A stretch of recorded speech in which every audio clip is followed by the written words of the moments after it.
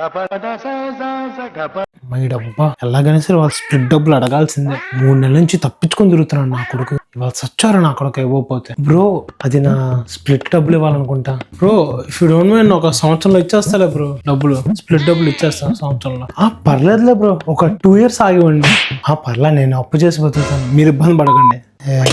Food వండలేదు. 10 సార్లు ఎన్నిసార్లు చెప్పాలి నాకు ఫుడ్ వండమని. ఇవాళ నేను ఖచ్చితంగా చెప్తాను ఫుడ్ వండకపోవాలి ఈసారి నుంచి. నా కొడుకుకి మూడింది ఎంతకాలం అని చెప్పి నేను పస్తుని ఉండాలి. బ్రో అదే మరి నాకు ఫుడ్ వండలేదు అనుకుంటా.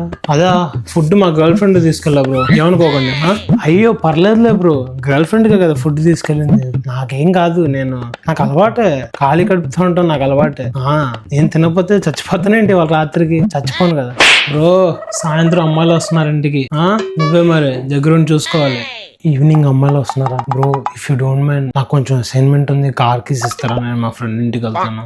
ఏమనుకోకుండా బ్రో. అదే అసైన్మెంట్ లేకపోతే ఉండేవాడిని, మీకు మంచి కంపెనీ ఇచ్చేవాడిని. అమ్మాయిలు బ్రో ఇవాళ రాత్రి పార్టీ మంచి చూపు ఉంటది, మంచిగా డాన్స్ వేయాలి. నువ్వు మాత్రం ఎక్కడ తగ్గకూడదు. ఏంటి పార్టీలో డాన్స్ వేయాలి?